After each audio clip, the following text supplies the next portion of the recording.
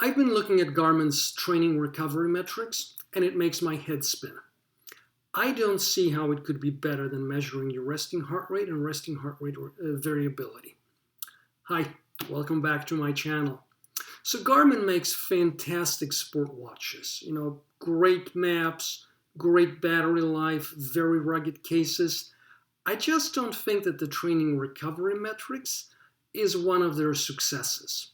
Not that the idea is bad, because obviously we all want to understand how recovered we are and how hard we can train. I think it's more a question of the implementation.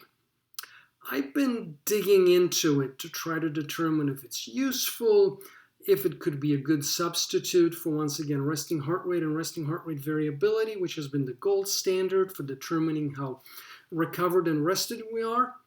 And the more I've dug into it, the more it's made my head spin.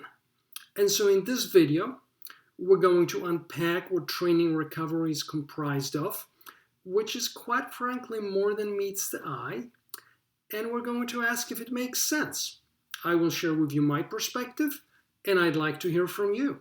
What has your experience with their training recovery metrics been, and what else do you use to determine if you're rested and ready to work hard? Please leave your comments below and let us know. And with that, let's dive in. So let's start by looking at the definitions of Garmin's training recovery and which variables go into it. And this is from the Garmin website that their customer service people sent me. So the 6 variables are last night's sleep score, recovery time, HRV status, acute load, sleep history for the last 3 nights, and stress for the last 3 days. Now, on the face of it, this looks like it's comprised of 6 variables, which, quite frankly, is already a lot.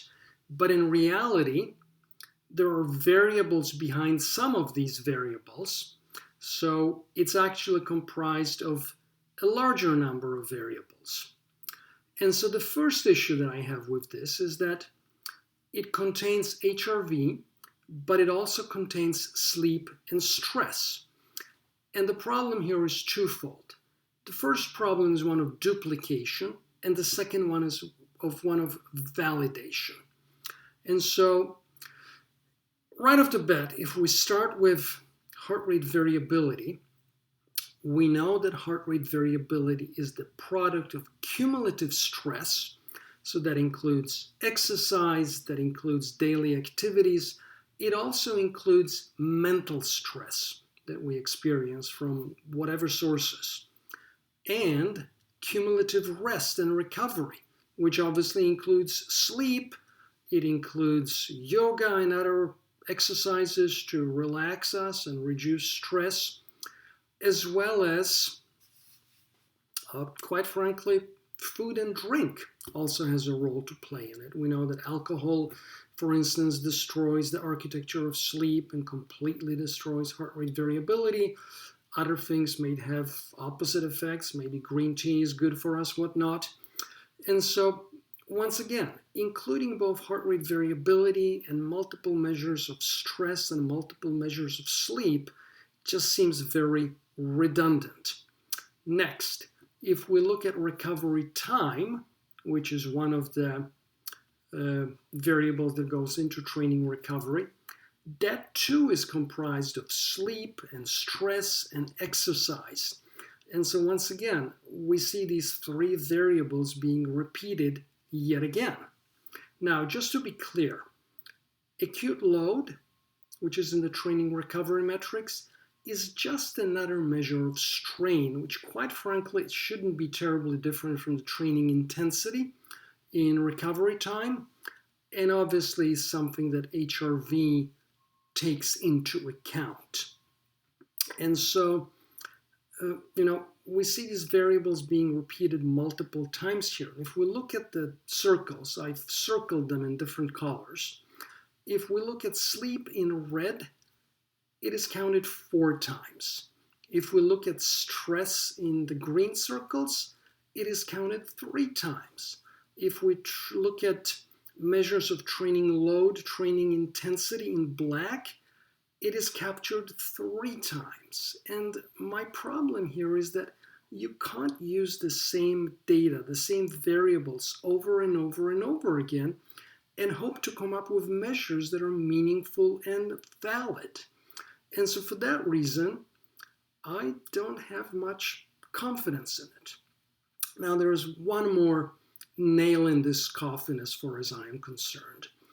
And those of you who are familiar with the work done by the quantified scientist know that he's been doing a lot of experiment and a lot of testing of how well different smartwatches capture sleep, sleep stages, and things like this.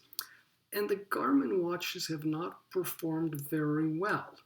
And you will recall that sleep appears at least 4 times in the calculation of the recovery metrics, including the sleep score and the sleep over the last 3 nights and things like this. And so, once again, that doesn't give me a great deal of confidence that we're working with data here that is particularly good. And so that brings me to a whole other issue of concerns here, and that is validation. Has training recovery been validated in any way? And in fact, could it be validated? What would you validate it against? And my thinking here is that if it didn't contain heart rate variability, you could maybe validate it against resting heart rate variability and see if it shows you something similar. But you can't, because you can't have heart rate variability on both sides of the equation. It can't be an independent variable and a dependent variable at the same time. And so it all leaves me a little perplexed, scratching my head. So where does that leave us? Well, Garmin does many things very well. And the concept of training recovery is a very good one. But, and it's a big but, based on what we've discussed in this video, I can't make head or tails of the training recovery metrics and the duplication of the same or very similar variables over and over again.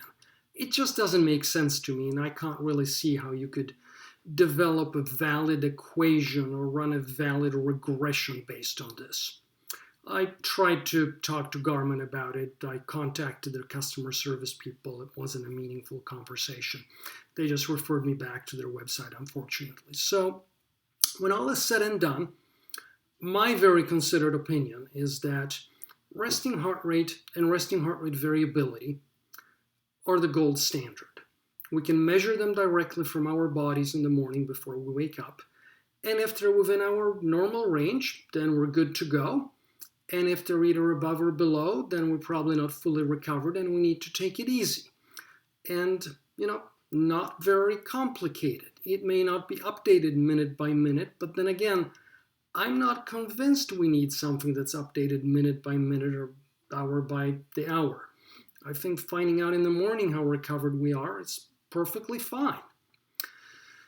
And so I don't put much faith in this training recovery metrics at the end of the day for all these reasons. So that's my perspective, and I'm sticking to it. But now I want to hear from you. What is your experience with Garmin's training recovery metrics? And how do you determine if your body is recovered and you can go out and train, or if you should take it easy? So let us know in the comments below. Thanks for watching, and be well. Take good care. Bye-bye.